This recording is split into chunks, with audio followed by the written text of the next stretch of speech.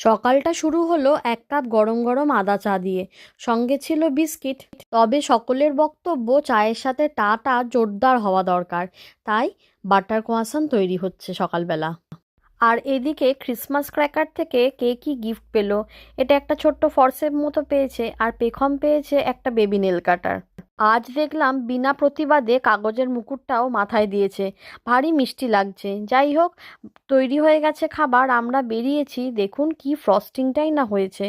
বাড়ির সামনেই রয়েছে একটা বিশাল বড় সবুজ মাঠ, আর সেই রাস্তা দিয়েই আমরা এখন হাঁটতে বেরিয়েছি। রাস্তার খানিকটা অংশ এখনো বরফে ঢাকা। যাই হোক, আমরা যাব গল্প করতে করতে, একটু হাঁটবো, আর রিশু যাবে সাইকেলে করে। মর্নিং ওয়াকের অভিজ্ঞতা তো অবশ্যই অনেক আছে, তবে এরকম বরফে ঢাকা রাস্তার উপর দিয়ে সকালবেলা ঘুম থেকে উঠে হাঁটতে বেরিয়েছে, এরকম অভিজ্ঞতা সত্যিই বিরল। আর এই লেকটা দেখুন পুরো বরফ হয়ে গেছে। বাচ্চারা তাই সেখান থেকে বরফ তুলে তুলে আবার সেই লেকের গায়ে মারছে, আর সেগুলো ঠিকরে ঠিকরে বেরিয়ে যাচ্ছে। এই লেকটাও একটা বড় লেক, আর এটাও কিরকম বরফে ঢেকে গেছে। কি সুন্দর রাস্তা, পাতাহীন গাছগুলো দাঁড়িয়ে আছে পুরো মাঠ জুড়ে, আর নিচে পড়ে আছে শুকনো পাতা।